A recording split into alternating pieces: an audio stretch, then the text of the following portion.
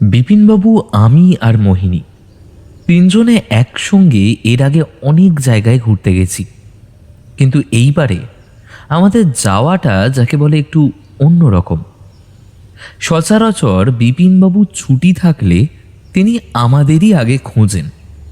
আমি যদিও সময় দিতে পারি, কিন্তু মোহিনী তার নানান কাজে ব্যস্ত হয়ে পড়ে।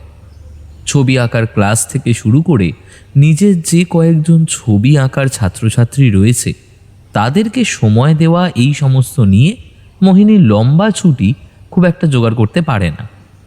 তবে এইবার পেরেছে, কারণ আগের সিনেমা হলে খুনের ব্যাপারটা সমাধান হওয়ার পরেই বিপিনবাবু জানিয়ে গিয়েছিলেন, তোমরা তৈরি হয়ে থেকো, কিন্তু আমাদের একবার বেরোতে হতে পারে।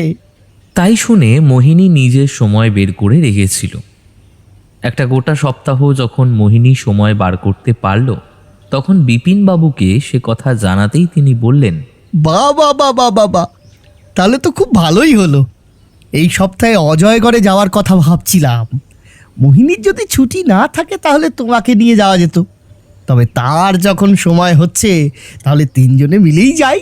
কিন্তু অজয়গড়ে কি হয়েছে আগে বলুন তো? আপনার কোনো এক বন্ধু আপনাকে সেখানে যেতে বলেছিল, এই কথা আপনি জানিয়েছিলেন, কিন্তু তারপরে? সে যখন জানিয়েছিল তারপর থেকে প্রায় এক সপ্তাহ কেটে গেছে, আর এই এক সপ্তাহের মধ্যে কিন্তু একটা ব্যাপার ঘটেছে। বিপিনবাবুর গলাটা কেমন যেন রহস্যময় শোনালো। বললাম, কি ব্যাপার ঘটে গেছে বলুন তো? অজয়গড়ে আমার যে বন্ধুটার কথা তোমায় বলছিলাম, সে বন্ধুর নাম হলো অবনীকান্ত রায়। অবনী আর আমার অনেক পুরনো বন্ধুত্ব। তার বাড়িতে এই সপ্তাহ খানেকের মধ্যে একটা খুন হয়েছে। আমিও একটু কাজে ব্যস্ত হয়েছিলাম বলে সেখানে যেতে পারিনি। বিপিনবাবুর কথা শুনে আমি অবাক হলাম। একটা খুন হয়ে গেল, শুনে যা মনে হচ্ছে ব্যাপারটা বড্ড জটিল। তাছাড়া বিপিনবাবু যেখানে থাকেন সেখানে যে চুরি কিংবা রহস্যময় কোনো ব্যাপার ঘটবেই, সেটা আর আলাদা করে বলে দিতে হয় না। বিপিনবাবু কিন্তু আর কিছু বললেন না। সেদিন রাত্রে মোহিনীর সঙ্গে বেশ কিছুক্ষণ কথা বলে তার দুদিন পরে আমাদের অজয়গড় যাত্রার দিনটা ঠিক করে রাখলেন এই মহাশয়। তিনি একটা গাড়ির ব্যবস্থা করতে বলেছিলেন। সেটা ঠিক করে দুদিন পর এক সকালে আমরা তিনজন মিলে বেরিয়ে পড়লাম। গাড়ির সঙ্গে ড্রাইভার ছিল, সে আমাদের অজয়গড়ে পৌঁছে দিয়ে চলে আসবে। তারপর আবার যখন আমাদের ফেরার সময় হবে তখন সে আবার নিয়ে আসবে। গাড়িতে বিপিনবাবু বসেছিলেন ড্রাইভারের একদম পাশে, আমি আর মোহিনী পেছনে। একসময় মোহিনী বলল, আচ্ছা বিপিনবাবু, আপনার বন্ধু এই অবনীকান্ত রায়ের সঙ্গে আপনার পরিচয়টা ঠিক কিভাবে? অবনী আমার সঙ্গে কলেজে পড়তো। তোমরা তো জানোই, একসময় কলকাতার একটা নামকরা কলেজের ছাত্র ছিলাম আমি। সেখানেই অবনীর সঙ্গে আমার পরিচয় হয়েছিল। কলেজ শেষ করে আমি রক্ত, খুন, রাহাজানি এবং ক্রিমিনাল এই সব বিষয়ে জড়িয়ে পড়ি। কিন্তু অবনীকান্ত সেসব দিকে যায়নি।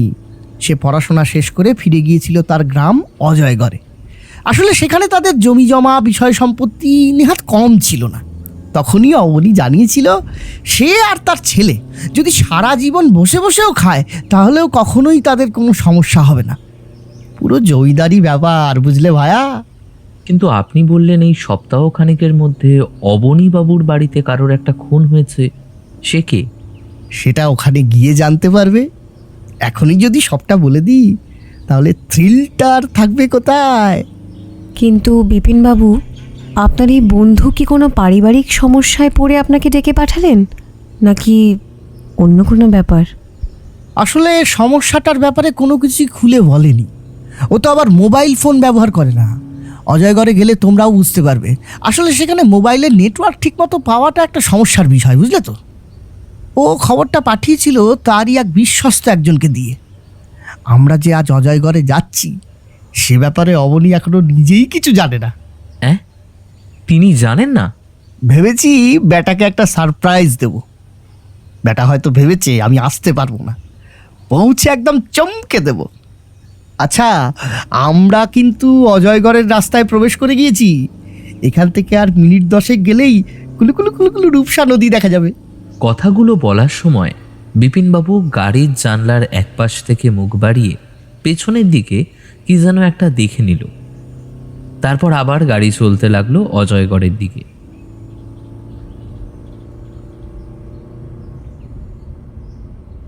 বিপিনবাবুর পরনে সেই মার্কামারা ধুতি এবং তার ওপর একটা পাতলা ফিনফিনে ফুলহাতা শার্ট, এবং সেই শার্টের সামনে এবং পেছন দিকে গোল গোল করে কি অদ্ভুত কিছু নকশা আঁকা।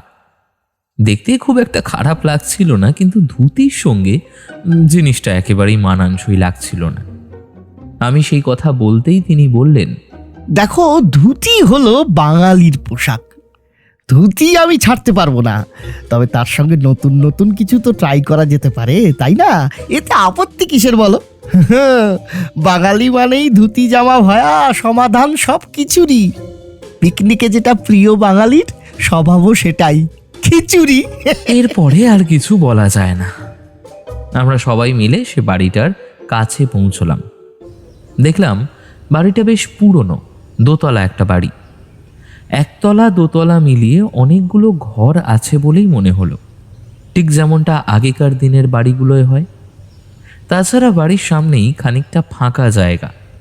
একসময় বাগান ছিল, কিন্তু এখন যত্নের অভাবে বাগানের গাছগুলো কেমন শুকিয়ে পড়েছে। বাড়ির গেটের কাছে একসময় দারোয়ান থাকতো, তার জন্য ছোট্ট একটা ঘর তৈরি করা রয়েছে, তবে এখন আর দারোয়ান নেই। গেটের কাছে এসে গাড়ির হর্ন বাজাতেই বাড়ির ভেতর থেকে লোক বেরিয়ে এলো। গলায় গামছা, খাটো করে পরা ধুতি, গায়ে একটা পাতলা ফতুয়া। তখনই দেখলাম দোতলার ব্যালকনির কাছে দাঁড়িয়ে বিপিনবাবুর বয়সী একজন ভদ্রলোক। আশা করা যায় যে তিনি অবনীকান্ত বাবু। বেশ পুরনো বাড়ি। বাড়ির দেওয়ালগুলো কেমন যেন কালচে হয়ে গেছে। ছাদের দিকে অনেক চারা গাছও তো জন্মেছে। পুরনো বড় বড় বাড়ির দেওয়ালে এপাশে ওপাশে অনেক গল্প জড়িয়ে থাকে, কিন্তু মোহিনী, গল্পগুলো আমাদের সাহায্যও করতে পারে। কথাটা বলে বিপিনবাবু গাড়ি থেকে বেরিয়ে গেলেন। তারপর আমরা কিছু কথা বলার পর গেটটা খুলে বের হতেই মোহিনী আমাকে বলল, অবনীকান্তবাবু বিপিনবাবুর কলেজের সময়ের বন্ধু। ব্যাস এটুকু ছাড়া না বিপিনবাবু কিন্তু আমাদের আর কিচ্ছু বলেননি। কোনো সময় কোনো কিছু খুলে বলেন না। উফ, লোকটার মধ্যে সবসময় যেন কেমন একটা রহস্য থেকেই যায়। আমি সামান্য হাসলাম, কিছুই বললাম না। এদিকে যে লোকটি এসেছিল তার সঙ্গে কথা বলতে বলতে বিপিনবাবু সামনের দিকে এগোলেন। আমি গাড়িটা ছেড়ে দিলাম এবং ড্রাইভারকে বলে দিলাম, এখানে যদি নেটওয়ার্ক না পায় তাহলে কাউকে দিয়ে খবরটা পাঠিয়ে দেব, আর তাহলেই যেন সে চলে আসে। তার ফোন নাম্বারটা আমার কাছে রেখে দিলাম। মোবাইলটা বার করতে করতে দেখতে পেলাম বিপিনবাবু মিথ্যে কথা বলেননি, এখানে সত্যি সত্যি নেটওয়ার্ক একদম নেই। ততক্ষণে মোহিনী নেমে এসেছে। আমরা হাঁটতে হাঁটতে বাড়ির ভেতরের দিকে ঢুকতেই শুনতে পেলাম সামনের লোকটি বিপিনবাবুকে বলছেন, বাবু আপনাদের কথা আমায় অনেক আগেই বলে গেছিল, কিন্তু আপনারা অনেক দেরি করে এলেন। আপনাদের জন্য বাবু সেই কবে থেকে অপেক্ষা করছিল। এই বাড়িতে একটা খুন হয়েছে বলে শুনেছি। কার খুন হলো? না, আমাদের এই বাড়ির একটা পুরনো কাজের লোক গোবিন্দ। গোবিন্দই এই বাড়িতে সব থেকে পুরনো কাজের লোক ছিল। সে আমার চেয়ে 4 বছর বড় ছিল। আর বাড়ির আশেপাশে রাতের বেলা কাকে যেন ঘুরতে দেখা যেত বলে জানিয়েছিল। সে রাতের বেলা কয়েকবার নাকি বাড়ির ভেতরেও ঢুকেছিল। বড়বাবু সে কথা আমাদের বলেছে, কিন্তু আমি নিজে কখনো তেমন কিছু দেখিনি। তবে একবার বাবুর কথা শুনে বাইরে বেরিয়ে মনে হয়েছিল কে একজন যেন চলে গেল।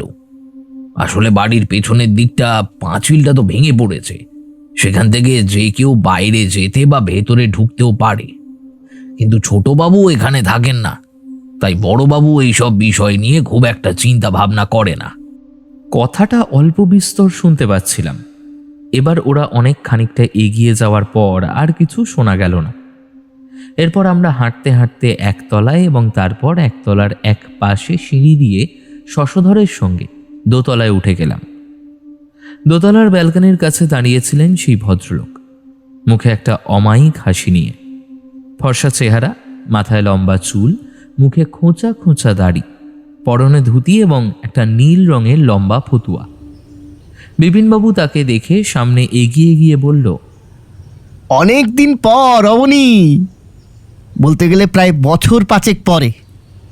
5 বছর আগে বোধহয় তুই শেষবার তখনই কলকাতায় গেছিলি, তাই না? হ্যাঁ, সেটাও একটা ভাগ্যক্রমে কলকাতা একটা কাজে গিয়েছিলাম। ফেরার সময় তোর সঙ্গে একবার দেখা করতে ইচ্ছে হলো, তাই তোর কাছে গেলাম। ভাগ্যিস তখন গিয়েছিলাম, তাই তোর ঠিকানাটাও জানতে পারলাম, আর তাই এই দুঃসময়ে তোকে খবর দিই। তবে হ্যাঁ, কয়েকটা দিন আগে আসলে পারতিস বিপিন। পুলিশের নানা কাজে আমায় যে সবসময় চরকি নাচন নাচতে হয় সে তো তুই ভালো করেই জানিস। এই যে এখানে এসেছি, ফিরে গিয়ে আবার যে কত রকমের ঝামেলায় পড়তে হবে কে জানে। এখন একটু বিশ্রামের প্রয়োজন, বুঝলি? অনেকটা জার্নি হয়েছে রে। অবনীকান্তবাবু শশধরকে বলে আমাদেরকে আমাদের ঘর দেখিয়ে দিলেন। পাশাপাশি 3টে ঘরের ব্যবস্থা হয়েছে। ঘরগুলো বেশ বড় বড়। বাইরে থেকে বাড়ির প্রাচীন অবস্থা এবং ভগ্নপ্রায় বলেই মনে হলেও ভেতরের ঘরগুলো কিন্তু খুব সুন্দর করে সাজানো। প্রত্যেকটা বিছানায় সুন্দর করে চাদর দিয়ে ঢাকা। আমাদের চা দিয়ে ঘরগুলো একটু গুছিয়ে দিল শশধর। আমরা আরও আগে আসবো বলে ঘরগুলো তৈরি করা ছিল, কিন্তু আমরা দেরি করেছি, তাই পাতলা চাদরের ওপর সামান্য ধুলোর আস্তরণ পড়েছে। আমরা কিছুক্ষণ বিশ্রাম নিয়ে অবনীকান্তবাবুর ঘরে গিয়ে বসলাম। তারপর এ কথা ও কথার পর অবনীকান্তবাবু বললেন, তুই জানিস আমি কাজের কথা বলতে পছন্দ করি, তাই অন্য কিছু না বলে সোজা কাজের কথায় আসি। কিন্তু তার আগে ওনাদের সঙ্গে একবার পরিচয়টা। নমস্কার, আমি জিতেন্দ্র চক্রবর্তী, আর ও হলো আমার বন্ধু মোহিনী রায়। নমস্কার প্রতি নমস্কার পালা শেষ হতেই বিপিনবাবু বললেন, বাড়ির আশেপাশে এতদিন ধরে একটা লোককে ঘুরঘুর করতে দেখেছিলি, অথচ তারপরেও পুলিশকে একটা খবর দেওয়ার কথা ভাবিসনি কেন বলতো? তোর সঙ্গে যে পুলিশের বেশ ভালো পরিচয় আছে সে কথা ভালো করেই জানি। আর তোর ছেলে বা কেউ তোর এই ব্যাপারটা জানে? না, দেখ, ও কলকাতায় নিজের মতো গুছিয়ে রয়েছে, তাই ওকে এই ব্যাপারটায় আর বিরক্ত করতে চাই না। তাছাড়া তার সঙ্গে আমার সম্পর্কই ওই মাঝে মধ্যে দেখা হওয়ার। রমাকান্ত এখানে আসে না, সে চায় আমি সব কিছু ছেড়ে ছুড়ে কলকাতায় গিয়ে তার সঙ্গেই থাকি, কিন্তু এত বড় বাড়ি আর পৈতৃক ভিটে ছেড়ে সেখানে গিয়ে তার সঙ্গে থাকা আমার পক্ষে সম্ভব না। তাই ব্যাপারটা নিয়ে রমাকান্তকে কিছু জানাতে ইচ্ছে হয়নি। ব্যাপারটা খুলে বলতো আমায়, প্রথম থেকে বলবি। হ্যাঁ, কি কি হয়েছিল সব বল। সপ্তাহ 2 আগের কথা। একদিন দুপুরের দিকে খাওয়া দাওয়ার পর ব্যালকনির কাছটায় গিয়ে দাঁড়িয়েছি। দুপুরের দিকে সহজে আমার ঘুম আসে না। আসলে দুপুরে খাওয়া দাওয়ার পর শুয়ে পড়লে যদিও বা ঘুম আসে, তাহলে কি রাতের দিকে আর ঘুম আসতে দেরি হয়ে যায়। তুই জানিস, বইপত্র পড়ার অভ্যেস আমার ছিলই। এখান থেকে মানে আমাদের গ্রাম থেকে কয়েকজন কলকাতার দিকে নানান কাজে যায়, তাদেরকে দিয়ে মাঝে মধ্যে কিছু বইপত্র আনিনি। শশধর তাদের টাকা পয়সা বুঝিয়ে দিলে ওরা বই এনে দেয়। তাছাড়া আমার এসব কিছু দেখাশোনার জন্য একজন রয়েছে, সে আমাদের গ্রামেই থাকে। এইভাবে বইপত্র পড়ে আর অবসর সময় ব্যালকনির কাছে দাঁড়িয়ে বাড়ির পুরনো বাগানে ঘোরাঘুরি করে আমার সময় কাটে। সেদিন ব্যালকনির কাছে দাঁড়িয়ে থাকতে থাকতে হঠাৎই দেখতে পেলাম গেটের কাছে দাঁড়িয়ে রয়েছে একটা লোক। তার পরনে লাল রঙের কাপড়, মাথায় জটা, হাতে একটা লাঠি। সে একভাবে গেটের ভিতর দিকে তাকিয়ে আছে। সেই প্রথমবার আমি লোকটাকে দেখলাম। অনেকক্ষণ লোকটা দাঁড়িয়ে থেকে তারপর গেটের কাছ থেকে চলে গেল। তখন ব্যাপারটা নিয়ে তেমন কিছুই ভাবিনি। আরো 2 দিন পর আবারও সেই লোকটাকে দেখলাম। সেদিন সন্ধ্যের দিকে, তখন একদম গেটের কাছে লোকটা দাঁড়িয়ে আছে। শশধরকে ব্যাপারটা বলতেই সে কিন্তু গেটের কাছে গিয়ে আশেপাশে কাউকে খুঁজে পেল না, ফিরে এলো। আর তারপরেই সেদিন রাতের বেলায় লোকটা বাড়ির ভেতর ঢুকে পড়েছিল। অচেনা অজানা একটা লোক আপনার বাড়ির ভেতর ঢুকে পড়েছিল, কিন্তু লোকটার উদ্দেশ্য কি ছিল? প্রথমে ভেবেছিলাম চোর বোধহয়, সাধুর বেশে বাড়ির আশেপাশে ঘুরে পুরনো জমিদার বাড়ি থেকে কিছু চুরি করার মতলবে ঢুকেছিল। কিন্তু পরে মনে হলো লোকটা কিন্তু বাড়ির ভেতরে ঢোকেনি, উঠোন পেরিয়ে বাড়ির আশেপাশেই রাতের বেলা ঘুরঘুর করছিল। মতলবটা কি ছিল সেটা বোঝা যায়নি। ব্যাপারটা আমার দেখারই কথা নয়। আসলে ঘরের পিছনে জানলাটার কাছে কি কারণে গিয়ে দাঁড়াতেই দেখলাম লোকটা বাড়ির পিছনের পাঁচিল টপকে এদিকে হেঁটে আসছে। তারপর ব্যালকনির কাছ থেকে লুকিয়ে তাকে দেখলাম। ও কিন্তু বাড়ির চারপাশে ঘুরলো, বাড়ির একতলার গেটের কাছে এসে কিছুক্ষণ দাঁড়িয়ে রইল। মনে হলো কি যেন ভাবল। অন্ধকার ছিল, লোকটার মুখটা আমি স্পষ্টভাবে দেখতে না পেলেও এটুকু বুঝতে পেরেছিলাম এটা সেই সাধু। তখনই শশধরকে বলি চিৎকার করে। শশধর ছুটে যেতেই লোকটা পাঁচিল টপকে পালিয়ে যায়। তখনই আমার কিছুটা সন্দেহ হয়েছিল, তাই যে লোকটি আমায় বই আনিয়ে দেয় কলকাতা থেকে, তাকে তোর নাম ঠিকানা আর মোবাইল নাম্বারটা দিয়ে তোকে আসতে বলেছিলাম। এখনকার দিনে বসে যদি কেউ আমাকে চিঠি লেখে তাহলে আমার বড় ভালো লাগে। এটা তো অনেক আগের কথা। আর এই যে গোবিন্দ নামে যে লোকটি মারা গেছে সে কে? এ বাড়িতে আমি, শশধর আর গোবিন্দ ছাড়া আর কেউই থাকতো না। গোবিন্দ শশধরের চেয়ে বোধহয় 4-5 বছরের বড়। গোবিন্দ থাকতো একতলায়, সিঁড়ি ভেঙে ওপরে উঠতে পারতো না। বাড়ির সমস্ত কাজকর্ম একসময় গোবিন্দ দেখাশোনা করলেও এখন সেটা শশধরকেই করতে হয়। এই বাড়িতে তুই আজ থেকে বছর 10 আগে একবার এসেছিস। তুই জানিস একসময় এ বাড়িতে অনেক লোকজন ছিল, তারপর আস্তে আস্তে সবাই এখান থেকে চলে যায়। এখন একমাত্র আমি আছি। আমার স্ত্রীর মৃত্যুর পর ছেলেটা ছাড়া আমার কাছে আর কেউ ছিল না। তাকে কলকাতায় পড়তে পাঠানো এবং তারপর ডাক্তার করার জন্য আমি অনেক চেষ্টা করি। ছেলে ডাক্তার হয় আর তারপর কলকাতা থেকে আর এখানে আসতে চায় না। তখন থেকে আমি, শশধর আর গোবিন্দ এখানে আছি। গোবিন্দর মৃত্যুটা সন্ধ্যের দিকে হয়। একদিন একটা কাজে আমাকে বাইরে যেতে হয়েছিল। আমাদের অজয়গড় গ্রামে যে জমি জমার ব্যাপারটা দেখাশোনা করে তার সঙ্গে কিছু পরামর্শ করার ছিল বলে তার বাড়িতে গিয়েছিলাম। আমাদের এই অজয়গড়ে যে জমি আছে সেগুলোতে চাষ হয়, খানিকটা নিজেরাই লোকজন দিয়ে চাষ করাই। সেই সমস্ত দেখাশোনার কাজ ছেড়ে ফিরতে ফিরতে প্রায় সন্ধে হয়ে গিয়েছিল। একতলা দিয়ে ওঠার সময় দেখলাম গোবিন্দর ঘরের দরজাটা খোলা। কি মনে হতে তার ঘরের দিকে এগিয়ে যেতেই আশ্চর্য হয়ে গেলাম। দেখি ঘরের ভেতরে ঠিক মাঝখানে উপুর হয়ে পড়ে রয়েছে গোবিন্দ। দেখেই মনে হয়েছিল তার শরীরে প্রাণ নেই। তারপর তাড়াতাড়ি শশধরকে ডাকি। শশধর ছিল দোতলায়। দোতলা থেকে সে নেমে এসে ব্যাপারটা দেখে ভয় পেয়ে যায়। শশধরকে দিয়েই ওই ছেলেটিকে, ও তার নামটা তো তোদের বলা হয়নি, ওর নাম যদুনাথ। যদুনাথ তারপর থানায় খবর পাঠায়। পুলিশ এসে সমস্ত দেখে শুনে কিছু বুঝতে পারে না। তবে তুই তো জানিস পুলিশের সঙ্গে আমার চেনা জানা রয়েছে, আর ওরা আমার কথা এখনো মানে। গোবিন্দর মৃত্যুর ব্যাপারটা 2 দিন ওরা খোঁজার চেষ্টা করেছিল, কিন্তু খুঁজে পাওয়া যায় না। আর ওই যে লোকটি, মানে যাকে আমি দেখেছিলাম বাড়ির মধ্যে, তাকেও তারপর থেকে আর দেখতে পাইনি। পুলিশ খোঁজখবর করে তারপর নিজে থেকেই হাল ছেড়ে দেয়। আমি জানতাম তুই আসবি, তাই পুলিশকে আমি খুব বেশি জোর দিইনি। তার মানে অপরাধী বাড়ির ভেতর ঢুকে গোবিন্দকে খুন করে তারপর এখান থেকে চলে যায়। কিন্তু গোবিন্দ যখন খুন হয় তখন শশধর কোথায় ছিল? শশধর বাইরে গিয়েছিল, একটু আগেই ভেতরে এসেছে। ঘরের একপাশে দাঁড়িয়েছিল। বিপিনবাবুর কথা শুনে শশধর বলল, আমি ওপরের ঘরে ছিলাম। বিকেলের একটু আগেই গোবিন্দদার সঙ্গে আমার কথা হয়। তার শরীরটা ভালো ছিল না বলে সে নিজের ঘরে শুয়েছিল। আমি ওপরের ঘরে কাজ করছিলাম। আপনারা আসবেন বলে আপনাদের ঘরগুলো গুছিয়ে রাখতে হচ্ছিল।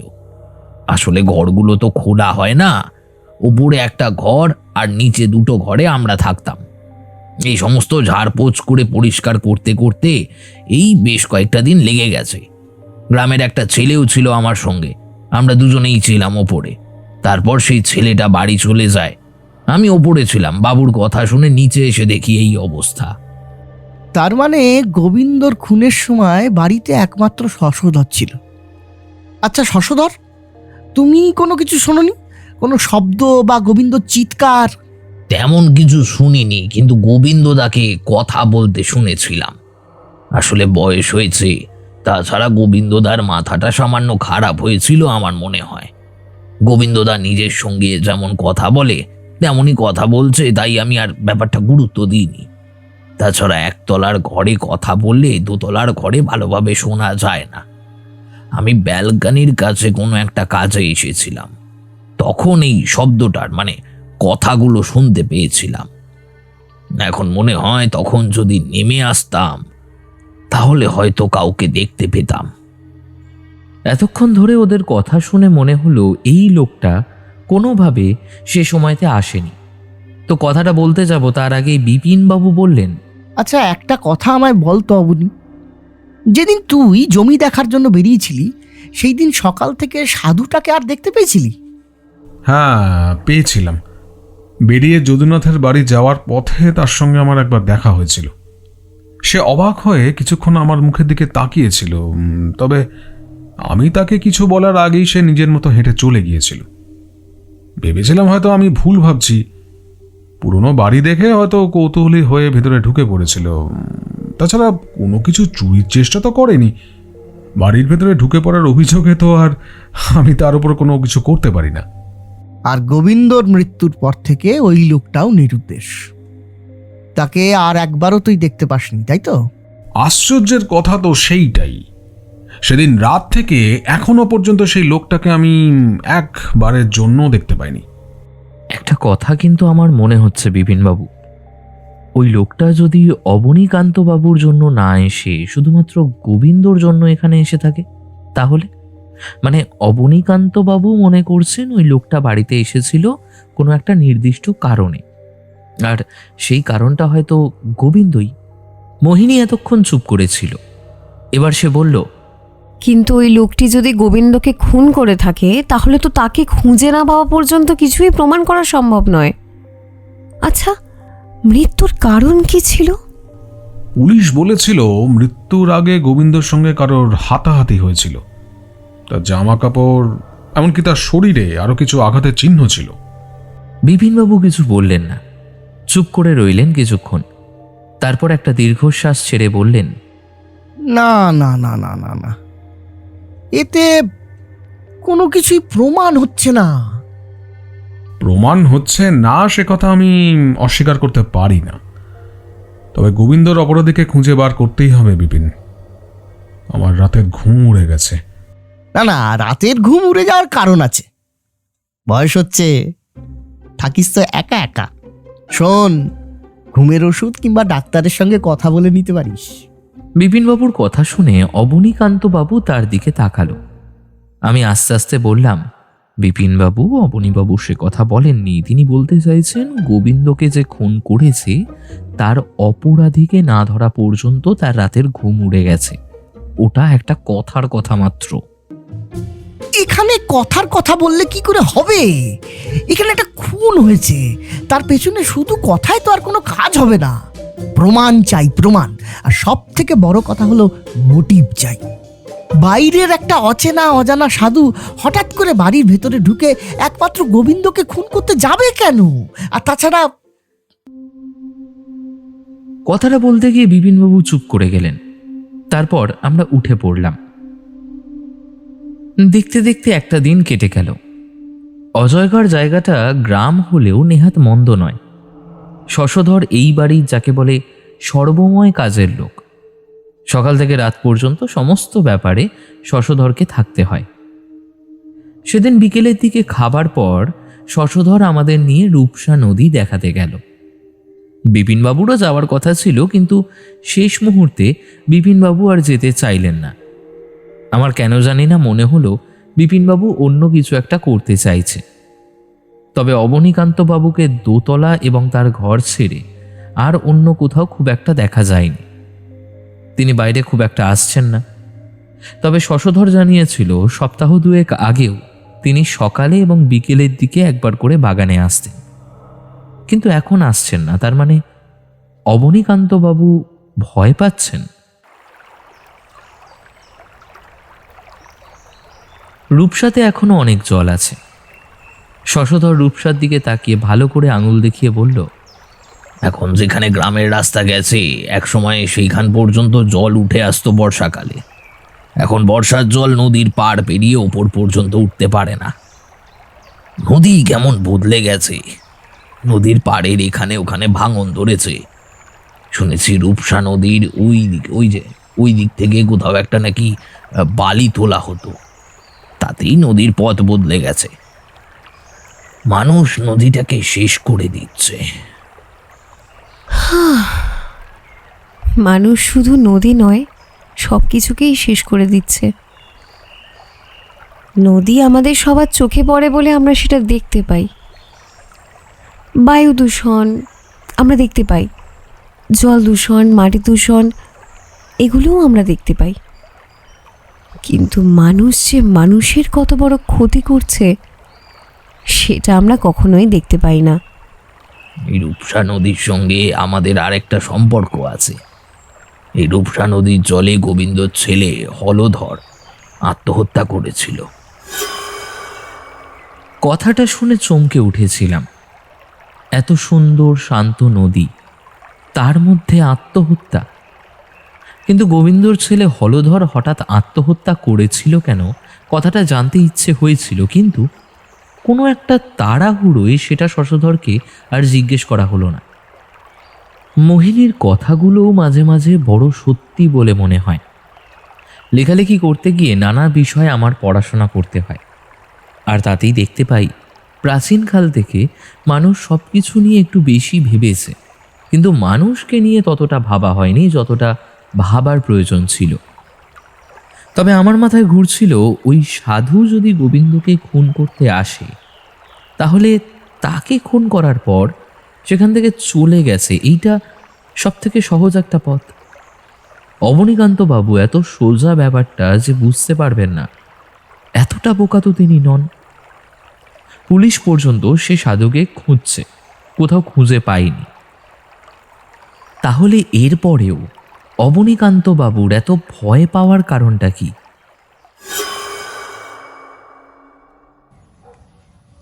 যখন বিকেল পেরিয়ে আমরা বাড়িতে ফিরে এলাম, তখন শুনতে পেলাম বিপিনবাবু যদুনাথের সঙ্গে কোথায় বেরিয়েছে।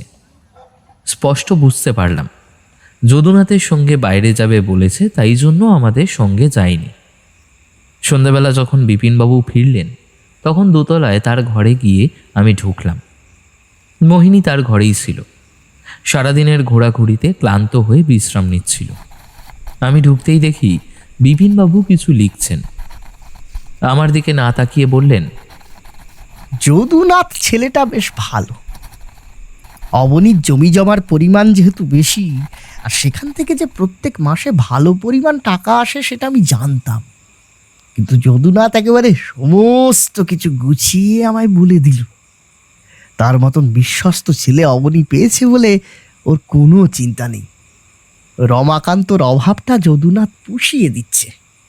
রমাকান্তবাবু ডাক্তার, তাই কলকাতায় থাকে। তাহলে অবনীকান্তবাবুর তার কাছে যেতে সমস্যাটা কোথায়? আর সত্যি তো, মানে এখানে কি আছে? অবনীর প্রত্যেক মাসে জমি জমা এবং তার নানা ধরনের সম্পত্তি থেকে কত টাকা আয় করতে পারে বলে তোমার মনে হয় জিতু? কত হবে? 40-50 হাজার টাকা। অবনীর সম্পত্তির যে হিসেব আমাকে যদুনাথ দিয়েছে, তাতে প্রত্যেক মাসে কম করে হলেও ওর 1 লক্ষ টাকার কাছাকাছি আয় রয়েছে। আর সেই সমস্ত টাকায় বেশ কয়েকটা ব্যাংক অ্যাকাউন্ট হয়ে অবনী এবং তার ছেলে রমাকান্তর ব্যাংক অ্যাকাউন্টে এসে জমা হয়। কিন্তু এখানেও সমস্যা আছে। গোবিন্দ আর শশধরের নামে যে টাকা আছে, সে টাকার পরিমাণ হিসেব করলে প্রায় 10 লক্ষ টাকা পর্যন্ত গিয়ে পৌঁছে গেছে। কিন্তু এই অজয়গড়ের জমি জমা সম্পত্তি থেকে এত টাকা মাসে কিভাবে? ভুল করছো, শুধু জমি জমা সম্পত্তি নয়, অবনীকান্তর এসব ছাড়াও জমিতে ও তার আশেপাশে পুকুর, বাগান আরও অনেক কিছু রয়েছে। সেখান থেকে শহরের বিভিন্ন জায়গায় জিনিসপত্র রপ্তানিও হয়। কিন্তু আমি ভাবছি, এত কিছুর পরেও রমাকান্ত এখানে ফিরে এলো না কেন? এত টাকা যখন এখানকার জমিদারি থেকে আয় হয়, তাহলে এই সব কিছু ছেড়ে কলকাতায় পড়ে রইল শুধুমাত্র ডাক্তারি পড়ার জন্য। বিপিনবাবু হঠাৎ যে কেন রমাকান্তকে নিয়ে পড়ল সেটা বুঝতে পারলাম না। বললাম, আচ্ছা বিপিনবাবু, আপনি অবনীবাবু, সেই সাধু কিংবা গোবিন্দ, এদের সকলকে ছেড়ে হঠাৎ রমাকান্তবাবুকে নিয়ে পড়লেন কেন? কেন জানি না মনে হচ্ছে এই সব কিছুর সঙ্গে রমাকান্তর একটা সম্পর্ক আছে। ভুল হলেও হতে পারি, কিন্তু আমার ইনটিউশন খুব একটা ভুল যে হয় না সে তো তুমি ভালো করেই জানো জিতু। আমার কিন্তু মনে হচ্ছে কেসটা অতীব সহজ। দেখুন, এই সাধুর সাথে কোনোভাবে গোবিন্দর কোনো শত্রুতা হয়েছিল, তাই সেই সাধু গোবিন্দকে মেরে দিয়েছে, ব্যাস। কিন্তু যদুনাথ আমায় অন্য কথা বলছে। তার সঙ্গে একদিন অবনীকান্ত যখন সেই তাদের জমির কাছে গিয়েছিল তখন সে সাধুকে সেখানে দেখতে পেয়েছে, কিন্তু এক মুহূর্তের জন্য দেখে মনে হয়েছিল ওই সাধুর সঙ্গে কোনো একটা লোক কথা বলছে। কিন্তু সাধুর সঙ্গে কি কথা বলবে? কোথাও একটা গন্ডগোল রয়েছে জিতু, গন্ডগোল রয়েছে। এই যদুনাথের সঙ্গে থেকে আমায় ভালো করে ব্যাপারটা দেখতে হবে। তুমি একটা কাজ করো বুঝলে, তুমি আর মোহিনী কয়েকটা দিন বাড়িতেই থাকো, বিশেষ করে অবনীর ওপর একটু নজর রাখার চেষ্টা করো। আপনি আপনার বন্ধুর ওপরে কোনোভাবে সন্দেহ করছেন কি? কিন্তু অবনীকান্ত বাবুর ওপর সন্দেহ করার কোনো কারণ আছে? বিপিনবাবু আমার কথার উত্তর দিলেন না। খাতায় কি যেন লিখছিলেন, সেই দিকেই মন দিতে বুঝতে পারলাম এখন ভদ্রলোক আমার সঙ্গে কোনো কথা বলতে চাইছেন না। কিন্তু মনটা কেমন খচখচ করতে লাগলো। অবনীকান্ত বাবুকে সন্দেহ করার কারণটা কি? ভদ্রলোকের অগাধ সম্পত্তি যে রয়েছে সেটা বোঝা যায়, কিন্তু তবুও তার অবস্থা এত হতদরিদ্র কেন? বাড়ির পাঁচিল তৈরি করছেন না, বাড়ির বাইরের অবস্থা এমন, আর শশধর ছাড়া আর কেউ তার সঙ্গে থাকে না। যাই হোক, তবে বিপিনবাবুর কথা আমরা শুনলাম। আমরা ঘরে রইলাম, আর প্রায় 3টে দিন ধরে একরকম যদুনাথের সঙ্গে বিপিনবাবু এখানে ওখানে গেলেন।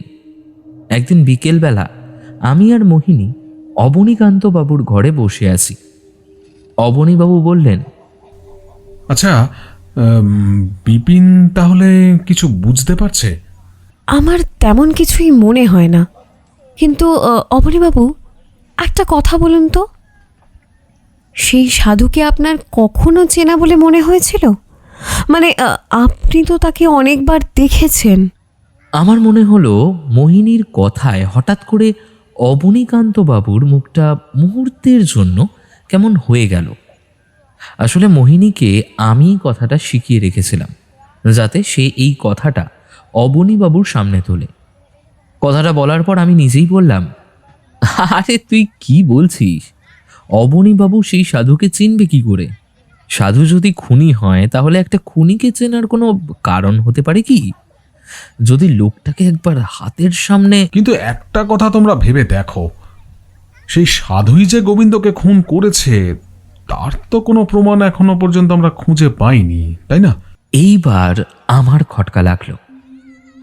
অবনীকান্ত বাবু আমাদের এখানে ডেকেছেন গোবিন্দর খুনিকে ধরার জন্য, তারপরেও তিনি সাধুর ব্যাপারে এমন কথা বলার কারণটা কি?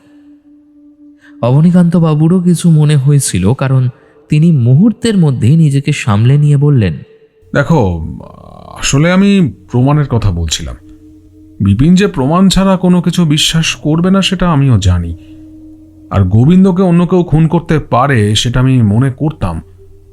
আর সবচেয়ে বড় কথা হলো, সেই সাধু যদি গোবিন্দকে খুন করে তাহলে, আচ্ছা, ঘর থেকেও তো কোনো কিছু চুরি যায়নি।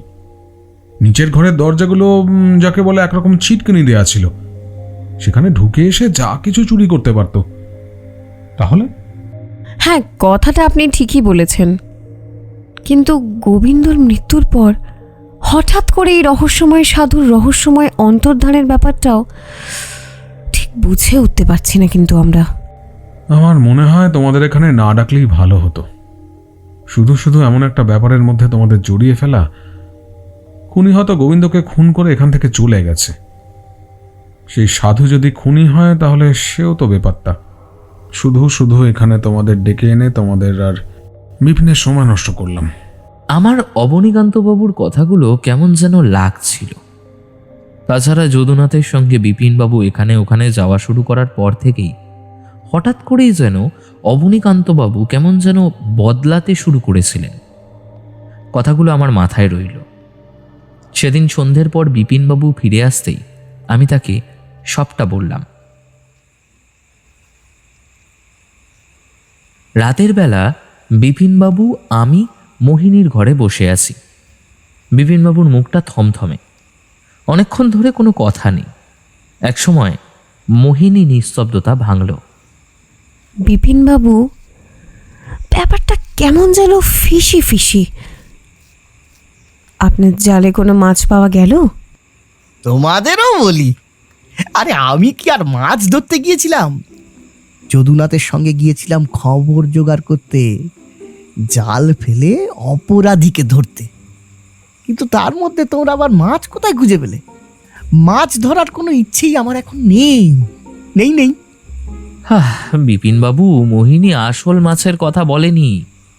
আপনি তো বলেছিলেন যদুনাথের সঙ্গে বেশ কয়েকটা জায়গায় গিয়ে কয়েকজনের সঙ্গে কথা বলে আপনি একটা ব্যাপার জানতে পেরেছেন। এখন জাল ফেলে পুরোপুরি ব্যাপারটা ভালোভাবে বুঝে নেওয়াটা বাকি। আজ আর এ বিষয়ে কিচ্ছু বলবো না। গোবিন্দকে কে খুন করেছে সেটা আমি জানতে পেরেছি, কিন্তু গোটা ঘটনাটা যে এমনভাবে শেষ হবে সেটা কিন্তু আমি নিজেও বুঝতে পারিনি। কাল সকালে পুলিশ ইন্সপেক্টর আসবেন, বুঝেছো? তিনি আসার পর সমস্ত ব্যাপারটা তোমাদের সামনেই হবে। তার মানে আপনি সব বুঝতে পেরে গেছেন? গোবিন্দকে মারল কে? আর সেই সাধুই বা হঠাৎ করে কোথায় হওয়া হয়ে গেল?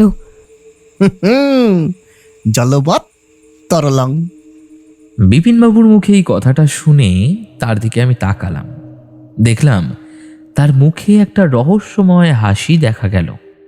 তার মুখে এমন হাসি দেখা যায় তখনই যখন কেসের কোনো ব্যাপারে সে সমাধান করে ফেলতে পারে। তবে আমি জানি এখন তার কাছে কিছুই শোনা যাবে না। পরদিন সকালে পুলিশের কাছেই সবকিছু শোনা যাবে।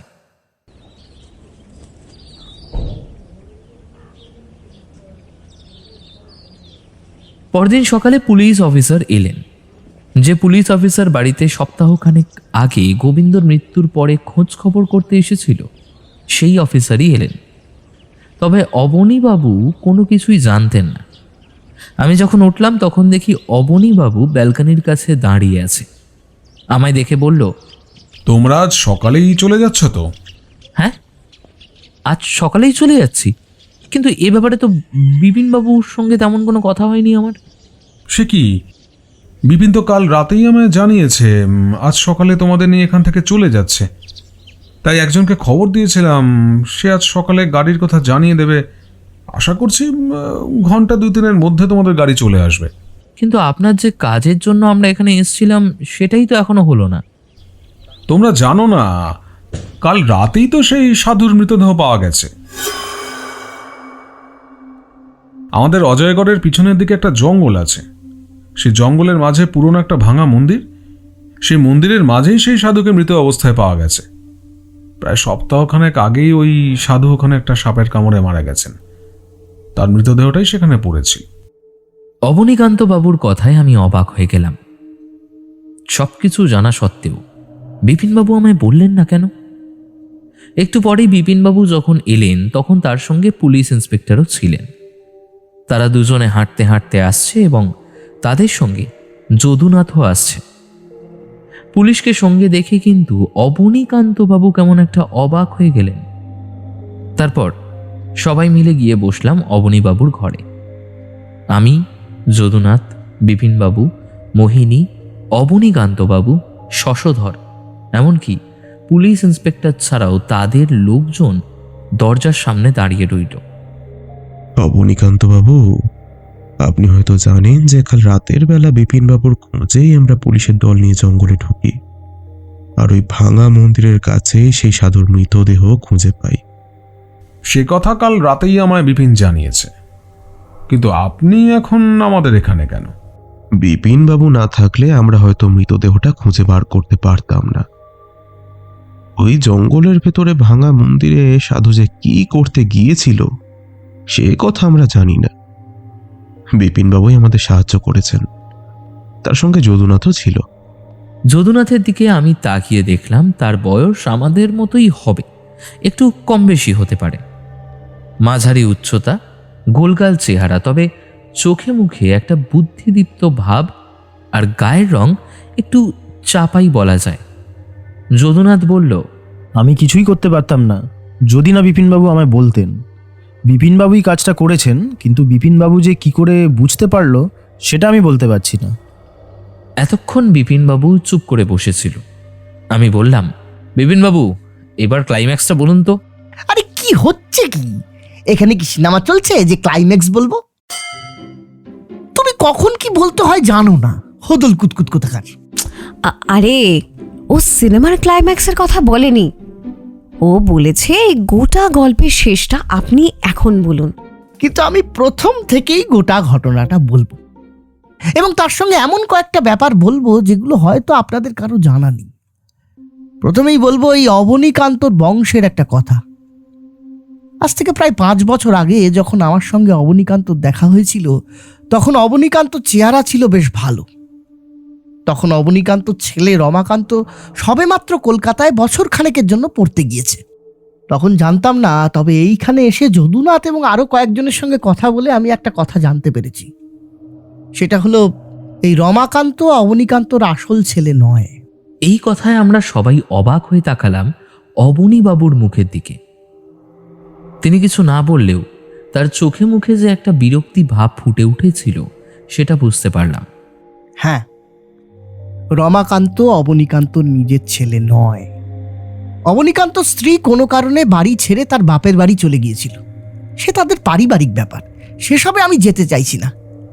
এরপরে অবনীকান্তর ভাই শশীকান্তর স্ত্রীর একটি ছেলে হয়। তারপরে শশীকান্তর স্ত্রী অসুস্থ হয়ে মারা যায় মাসখানেকের মধ্যে, এবং তার সেই সন্তানকে নিয়ে শশীকান্ত কোথাও উধাও হয়ে গিয়েছিল। সে কথা অজয়গড়ে সকলেই জানে।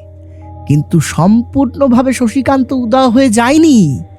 সে তার ছেলেকে দিয়ে গিয়েছিল বাপের বাড়িতে থাকা অবনীকান্ত স্ত্রীর কাছে, এবং তাকে নিয়ে অবনীকান্ত স্ত্রী এখানে ফিরে আসে। আসলে অবনীকান্তর কোনোদিনই কোনো সন্তান হওয়ার সম্ভাবনা ছিল না, আর সেই কারণেই তার স্ত্রীর সঙ্গে অবনীকান্তর এক পারিবারিক বিরোধ হয়েছিল। কোনো প্রমাণ ছাড়া ওসব কথা কিন্তু তোর মুখে মানায় না। তুই পুলিশের লোক, তুই কিন্তু। প্রমাণ আমার কাছে আছে অবনী। তোর স্ত্রীর বাপের বাড়ির লোকেদের সঙ্গে আমি নিজে কথা বলেছি। সেখানকার অনেকের সঙ্গেই কথা বলে এই ব্যাপারটা জানা গেছে। তুই সেই সময় কলকাতাতে কোনো এক ডাক্তারের কাছে গিয়েছিলি, রমাকান্তর কাছে গিয়েছিলি, তাই না? তাহলে অবনীবাবু রমাকান্তকে নিজের ছেলে বলে পরিচয় দিলেন কেন? আর রমাকান্তই বা সত্যি কথা জানলো কি করে? সব কিছুর পেছনে হলো এই বিশাল সম্পত্তি। এই সম্পত্তি রক্ষা করার জন্যই অবনীকান্ত তার ভাই শশীকান্তর ছেলেকে নিজের ছেলে বলে পরিচয় দিয়ে তাকে বড় করে। রমাকান্ত কলকাতায় পড়তে যাওয়ার আগে পর্যন্ত সব কিছু ঠিক ছিল, কিন্তু কলকাতায় গিয়ে কোনোভাবে এই সমস্ত ব্যাপার ও জানতে পেরেছে। একটা কথা ভুললে চলবে না, অবনীকান্ত কিন্তু এই সমস্যার জন্য কলকাতার ডাক্তারের কাছে গিয়েছিল, আর সেই সমস্ত ব্যাপার আজ থেকে প্রায় 20 বছর আগে। রমাকান্ত সব কিছু জানার পর থেকে এখানে আসা বন্ধ করে দেয়। অথচ অবনীকান্ত নিজেই জানিয়েছে আজ থেকে প্রায় বছর খানেক আগেও মাঝে মাঝেই রমাকান্ত এখানে আসতো। অবনী আমার কাছে একটা মিথ্যে কথা বলেছিল। রমাকান্ত কখনোই তাকে কলকাতায় গিয়ে তার সঙ্গে থাকার কথা বলেনি। উল্টে সে এখানকার সঙ্গে সমস্ত সম্পর্ক ত্যাগ করেছিল। সবই তো বুঝলাম, কিন্তু এর সঙ্গে সেই সাধু আর গোবিন্দর সম্পর্কটা কোথায়? সম্পর্ক আছে, তার জন্যই এত কিছু বলা। সেই সাধু অন্য কেউ নয়, সে হলো শশীকান্ত। যে শশীকান্ত সমস্ত কিছু ছেড়ে ছুড়ে তার ছেলেকে অবনীকান্তর স্ত্রীর হাতে দিয়ে চলে গিয়েছিল, সেই শশীকান্ত। কিন্তু সপ্তাহ 2 আগে যখন শশীকান্ত আবার ফিরে আসে, তখন গেটের বাইরে তাকে দেখেই অবনী চিনতে পেরেছিল, কিন্তু তাকে চিনতে চায়নি। বেশ কয়েকবার তাকে বাড়ির আশেপাশে দেখতে পেয়ে শশধরকে দিয়ে তাকে তাড়িয়ে দেওয়ার চেষ্টা করে। গোবিন্দকে দিয়ে তাড়িয়ে দেওয়ার চেষ্টাও করত, কিন্তু গোবিন্দর সঙ্গে শশীকান্তর একটা অন্য সমস্যা ছিল। গোবিন্দ যখন এ বাড়িতে থাকে, তখন শশীকান্তর সঙ্গে একদিন গোবিন্দর ছেলে তুমুল ঝগড়া হয়েছিল, আর তাতেই গোবিন্দর ছেলে এখান থেকে রাগের মাথায় বেরিয়ে গিয়ে রূপসা নদীর জলে ডুবে আত্মহত্যা করে। হ্যাঁ, কারেক্ট। শশধর আমাদের বলেছিল যে গোবিন্দর ছেলে ওই নদীতে ডুবে আত্মহত্যা করেছিল। শশধর শশীকান্তকে দেখেনি, তাই সে শশীকান্তকে চিনতে পারেনি, কিন্তু গোবিন্দ শশীকান্তকে দেখেছে, তাই সে একবারই তাকে চিনতে পেরেছিল। সেদিন রাতের বেলা যখন শশধর বাইরে বেরোনোর সময় এখান থেকে শশীকান্ত পালিয়ে যাওয়ার চেষ্টা করছিল, তার আগেই গোবিন্দর সঙ্গে শশীকান্তর দেখা হয়েছিল। এইবার হলো আসল ব্যাপার। সেদিন বাড়ি থেকে বেরোবার সময় অবনীকান্তর সঙ্গে শশীকান্তর দেখা হয়েছিল। শশীকান্ত কিছু বলতে গিয়েছিল, কিন্তু অবনী তার সঙ্গে কথা বলতে চায়নি। তাই অবনী কথাটা ঘুরিয়ে আমায় বলেছিল, যাতে পরে কথা হলে ব্যাপারটা নিয়ে আমি সন্দেহ করতে না পারি। তারপরেই সুযোগ বুঝে শশীকান্ত বাড়িতে ঢোকে। সে আসলে তার ছেলেকে দেখার জন্য এসেছিল, কিন্তু সামনে পড়ে যায় গোবিন্দ। নিজের সামনে শশীকান্তকে দেখে গোবিন্দর রাগ বেড়ে ওঠে। সে ওই অবস্থাতেই তাকে আক্রমণ করার চেষ্টা করে হয়তো। তাদের মধ্যে হাতাহাতিতে একসময় নিজের হাতে থাকা একটা লোহা দিয়ে তৈরি লম্বা লাঠির শেষ প্রান্তের ভাগ দিয়ে গোবিন্দকে সে আঘাত করে বসে। কিন্তু খুন করার উদ্দেশ্য তার ছিল কিনা আমি জানি না। আমি গোবিন্দ দেহ দেখেই বুঝতে পেরেছিলাম। কখনো বিশ্বাস করতে পারিনি যে শশীকান্ত এই কাজ করেছে, কিন্তু পুলিশের কাছে সে কথা বলিনি। কারণ ভাই যদি এতদিন পর ফিরে এসে থাকে, তাহলে তাকে বুঝিয়ে শুনিয়ে এবার যদি রাখা যায়। কিন্তু তারপর থেকে আর তাকে দেখতেই পেলাম না। তখন ভয় পেয়ে গেলাম। ভয় হলো তাহলে কি সে আবার চলে গেল এখান থেকে। তাই বাধ্য হয়ে পুলিশের কাছে সব কিছু বললাম, কিন্তু পুলিশ যখন তাকে খুঁজে পেল না, তখন হাল ছেড়ে দিয়েছিলাম। তারপরে তুই এলি, ভাবলাম তুই হয়তো বাইকে খুঁজে দিবি, কিন্তু সবার সঙ্গে কথা বলে সমস্ত কিছু দেখতে দেখতে যখন আমি বুঝতে পারলাম এই সব কিছুর পেছনে আসলে অতীতের কোনো ঘটনা রয়েছে, তখন অবনীকান্ত বুঝতে পেরেছিল যে আমায় ডেকে সে ভুল করেছে। গোবিন্দর মৃত্যুর কারণ খুঁজতে গিয়ে আমি হয়তো সেই রহস্যময় সাধুর রহস্য উন্মোচন করতে পারি। তাই অবনী আমায় এই কেসটা ছেড়ে এখান থেকে চলে যাওয়ার কথা বলেছিল, কিন্তু আমি সেটা করিনি। তারপর যদুনাথের কাছে জানতে পারি ওই জঙ্গলের কথা, এবং সেই জঙ্গলের মধ্যে এক মন্দির আছে বলেও শুনলাম, যেই মন্দির একসময় এই জমিদার বংশই প্রতিষ্ঠা করে। যদুনাথ গ্রামের দুজন লোককে নিয়ে আমার সঙ্গে ওখানে গিয়েছিল, আর তারপরেই আমরা ওই মৃতদেহ উদ্ধার করি। আর মৃতদেহটা দেখে বেশ বোঝা যায় যে সেটা আসলে ওই সাধুরই মৃতদেহ। তার মানে আপনি বলতে চাইছেন যে এই হাতাহাতির পর শশীকান্তবাবু প্রথমে গোবিন্দকে মারে, তারপর এখান থেকে চলে যাওয়ার পর যেদিন কিংবা তার পরের দিন সাপের কামড়ে তার মৃত্যু হয়, কি তাই তো? একেবারে হাতে নাতে ফল ইন্সপেক্টর, কিন্তু এখানে অপরাধী এবং ভিকটিম কে তার কিছুই আমি বলতে পারবো না। আমার যেমনটা মনে হয়েছে তেমনটা বলেছি। আশা করি অবনী আমার কথায় আপত্তি করবে না। বাকিটা রমাকান্তর সঙ্গে কথা বললে সে নিজেই জানাবে। এমন সময় গাড়ির হর্নের শব্দ শুনে শশধর বাইরে গেল। তারপর আবার এসে বলল, আপনাদের গাড়ি এসে পড়েছে। সেই গাড়িটা গেটের কাছে দাঁড়িয়ে হর্ন দিচ্ছে। আমাদের ব্যাগ তৈরি ছিল। বিপিনবাবু উঠে পড়লেন, সঙ্গে আমরা। অবনীকান্তবাবু মাথা নিচু করে বসে আছেন। বিপিনবাবু বললেন, আমি জানি তোর কোনো দোষ নেই। তুই যা করেছিস এই বংশের, এই পরিবারের, এমনকি রমাকান্তর ভালোর কথা ভেবেই করেছিস। কিন্তু শশীকান্তকে বাঁচানোর চেষ্টাটা না করলেই বরং পারতিস। তাকে চিনতে পারিসনি, এটাও একটা ভুল। হয়তো তাকে চিনতে পেরে বাড়িতে থাকতে দিলে এমন কিছুই হতো না। তবে এখানে আমার কিছুই করার নেই ইন্সপেক্টর, আমি চলি। বাকিটা আপনাদের ব্যাপার। আমরা বেরিয়ে এলাম। আমাদের ড্রাইভার তার গাড়ি থেকে বেরিয়ে এসেছে, লোহার গেট খুলে দিয়েছে। গাড়ির দিকে এগোতে এগোতে একবার পেছনে ফিরে বাড়িটার দিকে তাকালাম। মোহিনী আস্তে আস্তে বলল, বিপিনবাবু ঠিকই বলেছিলেন।